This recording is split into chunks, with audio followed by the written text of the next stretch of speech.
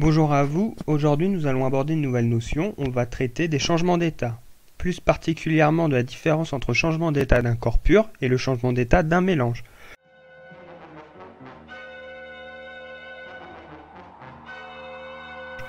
Vous pouvez aller revoir la vidéo sur corps pur mélange pour vous rafraîchir les idées sur ces deux notions-là. Tout d'abord, intéressons-nous au changement d'état d'un corps pur. Un changement d'état d'un corps pur, il va s'effectuer à une température constante. Par exemple, la température d'ébullition de l'eau, lorsqu'on passe de l'état liquide à l'état gazeux, la température est de 100 degrés. Celle-ci ne va pas changer. Et lors d'un changement d'état d'un corps pur, on va obtenir un palier de température. C'est une période où la température ne va pas varier.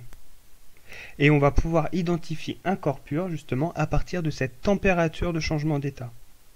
Celle-ci, ça va être une caractéristique de ce corps pur. Par exemple, intéressons-nous à l'exemple de la solidification de l'eau à travers ce graphique. Dans la solidification, c'est le passage de l'état liquide à l'état solide. Au cours du changement d'état, il va avoir l'état liquide et l'état solide qui vont être concomitants. On va avoir à la fois du liquide et à la fois du solide. Cette phase-là se passe uniquement au cours du changement d'état. Durant cette période, la température est constante. Sur le cas de la solidification de l'eau, nous voyons ici un palier de température à 0 degré. Ceci est la caractéristique d'un changement d'état d'un corps pur. Intéressons-nous à un changement d'état d'un mélange. Contrairement à un corps pur, lors d'un changement d'état d'un mélange, il ne va pas avoir de palier de température. Prenons l'exemple de la solidification de l'eau salée. On va passer de l'état liquide à l'état solide sans le passage par un palier de température.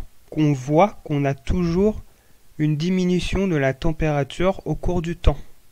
Ceci caractérise les changements d'état d'un mélange. Maintenant, nous revoyons cette notion au travers d'un petit tableau. Lors d'un changement d'état d'un corps pur, on a vu qu'il y avait la présence d'un palier de température, et ceci est vrai pour tout corps pur. Alors que dans un mélange, il n'y a pas de palier de température. Voilà comment différencier les corps purs d'un mélange à partir d'un graphique.